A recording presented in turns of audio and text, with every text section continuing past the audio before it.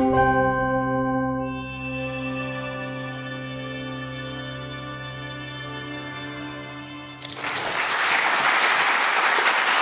you, Dr. Ibrahim Mayaki. Dr. Aikens of the Federal Ministry of Agriculture, Mr. Stephen Laffolle, Your Excellencies, colleagues, friends, ladies and gentlemen, it's really a great privilege and honor to be here, to be a part of the most important initiative of translating science of soil into action, Khyatra Parmelo. This is commendable, and it's a delight for us from the Community of Soil Science to be part of it. And I'm especially delighted to be involved in implementation of the Khyatra Parmelo. Soil indeed is important to the world peace. Depleting soil organic matter content, declining soil fertility, degrading soils and denuded lands, recurring drought and intensifying heat waves, increasing salinization and reducing use efficiency of water, low crop yields and perpetual hunger, and marginal living and desperateness are as real threats to global peace and security as are ICBMs and nuclear weapon proliferation, because the health of soil, plants, animals, people, and ecosystems is one and indivisible. And to that, soil organic matter content is a critical component. Soil health, indeed, if you look at the security, political, economic, social, environmental, or human, societal, national, regional, and international, at the center of that is a healthy soil, rich in organic matter content. It is the health of that soil that determines the food security, the water security, the energy security, the climate security, the health and nutritional security, the environmental security, political security, national security, and indeed the global peace and stability. If there is no soil health, there is no global peace and security. For that, here's another way to look at it.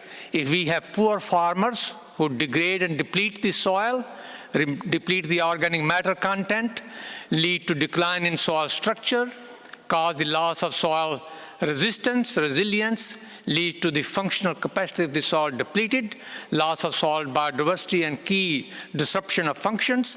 That leads to the hunger, malnutrition, political unrest, civil strife, war insecurity, and indeed 65 million refugees knocking even at the door of Europe and unfortunately changing its political stability. And this vicious cycle can only be broken if we go back to maintaining soil health, which is the critical component of all that. And for that matter, soil organic matter, which is the component of the soil and comprises of the remnants of plants and animals, has a very important part we call living organisms, which is only less than 5% of the total soil organic matter content, fresh material, which is 10%, and of course the partially decomposed organic matter, maybe 30 to 50%, and decomposed organic matter, other 30 to 50%. But out of this entire whole, the living organisms in the soil, which constitute about 5 tons per hectare in a healthy temperate environment, is really the needle of the eye through which everything must pass in terms of organic matter to become a stabilized humus, which is very critical to maintain. Now, in terms of the amount of total carbon, the recent estimates have been as much as 133 petagram of carbon, 130, which translates to roughly 60 to 65 parts per million of drawdown of CO2 from the atmosphere. This is the low-hanging fruit to mitigate climate change, to reverse and at the same time improve soil health and create many, many other ecosystem services. For example, if you look at the possibility of carbon sequestration, agroforestry system, the forest plantations, grassland and grazing system management, the arable land management, the salt-affected soils and their restoration, the total amount of potential, including the desertification control, which is a very important part, is something about 3 gigaton to 4 gigaton per year. This is where the Khyatra Parmelo An aspirational goal may it be, but it's a slogan, a very important step in a very right direction. So having 1.2 to 3 gigaton in terms of the soil part alone, combined with forest going up to as much as 2.6 to 5, is a very important component that the global community should really pay attention to. It is the most cost-effective way and at the same time has numerous ecosystem services. So the Sustainable Development Goals, soil health, soil organic carbon, directly the goal number 2, end hunger. Goal number 13, climate action. And of course the goal number 15, the biodiversity, the life on the land. In addition, the goal number 1, end poverty, good health, clean water, and energy. They all depend upon soil health. I must say that it's a little bit disappointing that the world's soil is not typically directly mentioned in Sustainable Development Goals, but I do not see how can you achieve them without looking at the soil health. So it's a very direct link. I'm coming back to the end, and since we have many ministers here, many people who make policy decisions, the scientific community supports you. We welcome your decision, and I would like to give you an impression that humans have not had to deal with such a drastic climate change since 10 to 12 millennia ago. Now the humans with a population of 7.6 billion and projected to be 11.2 billion have to deal with it, and increasingly so in the future. COP21 in Paris, COP22 in Marrakesh, AAA, which I think was a great initiative, both of them. One talking about carbon sequestration in soil, the other talking about implementing it on an African scale, have been great programs to transfer soil health into the policy matters. Now it's really the turn of COP23. How can we implement it? That implementation really depends on how we handle the policymakers here.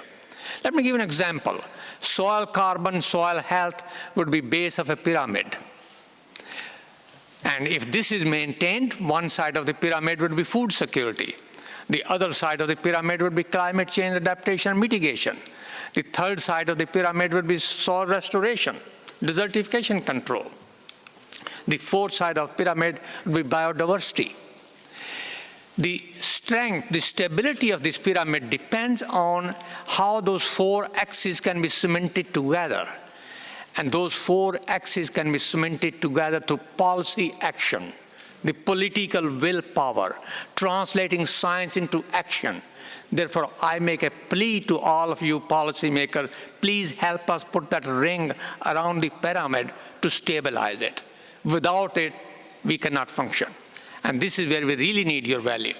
We really need your judgment. We really need your support and initiative. And we will, of course, seize that moment as a scientific community to support you and work with you. Cost of crop residue, everything else is about $120 per ton. That comes to about $40 per hectare. Somewhere the farmers must be compensated for that.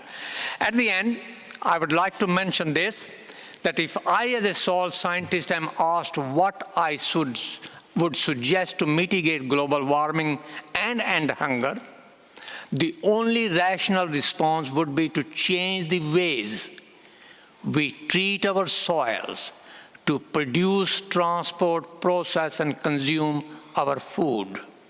I want to repeat that part. The only rational response would be to change the ways for which we need the policy support.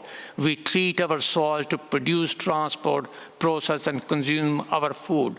This would imply making soil, water, and agriculture an integral part of the solution, and empowering farmers, most of them women in developing countries, and land managers, to produce more and more from less and less by reducing waste, enhancing the eco-efficiency, and restoring the degraded soils and afforesting the denuded lands. Please, policymakers, ministers, Excellency, help us achieve it. Thank you.